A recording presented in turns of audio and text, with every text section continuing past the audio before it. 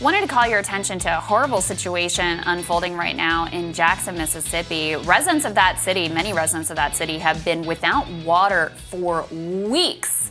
Nearly 2 weeks when this article was written. They're saying that improvements are being made. The water is coming back online. Basically, the pressure massively dropped because they were totally unable with their aging water infrastructure, something that many, many cities across the country share with their crumbling infrastructure. They were unable, unequipped, unprepared to deal with this winter storm. Yep. Of course, we covered the horrific conditions in Texas, but didn't want this one to fall off the radar here. And look, I think it shows a lot of things. I mean, first of all, the fact that it hasn't been national news when you've got in a major American city weeks and weeks with many numbers of residents, thousands of residents without water. I think that says something about the media, but it also says something about just what dire straits our infrastructure is in nationwide. The mayor there says it would take $1 billion to replace their water infrastructure so that they could avoid these types of situations in the future. And so it's just a really dreadful situation there that requires a massive investment. It does require investment. Only the federal government can fix this. And this is the problem all across America. How does it happen in Flint? How does it happen in Jackson? How does it happen elsewhere? Well, Jackson has lost 10% of its population since 2000. And water problems there have been known for years. So the city, all it was able to approve was a 1% sales tax increase with the goal of updating its infrastructure, is only able to generate, get this, $15 million annually. How are they supposed to pay down what they say is a $1 to $2 billion replacement project?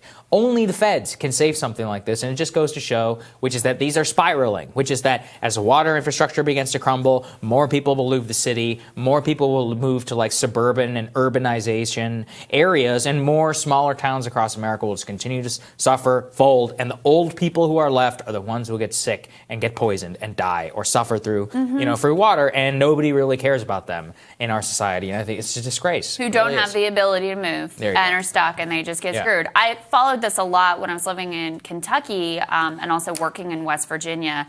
A lot of those towns there, the way they used to fund all of their public works was through revenue from coal, basically. Right. So they'd tax these coal operators, and that would fund their public services. There's one county in particular, Martin County, Kentucky, where, I mean, these residents for years basically didn't have their water. Some days it wouldn't work at all. It would come out and trickle. It would be brown. Meanwhile, they're getting charged some of the highest water rates that you can possibly imagine. People are paying for water and having to go the side of the road to publicly available springs to fill jugs of water. And this gets so little coverage and attention.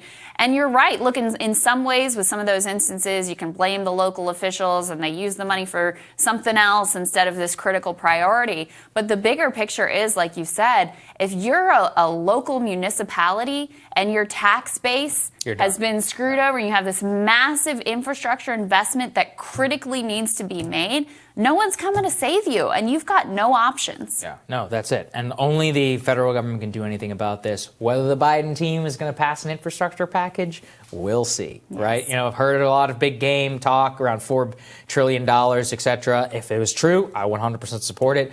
Whether they're actually going to push for it, I am very not optimistic. Well, and let's not forget, Trump ran on. Oh, yeah. Look, how many times was it infrastructure week? It is left unsaid, the failures of the Trump administration. Yeah, it's just assumed. To do any of this. But occasionally I do want to point it out. Yes. All right, more Rising for you after this.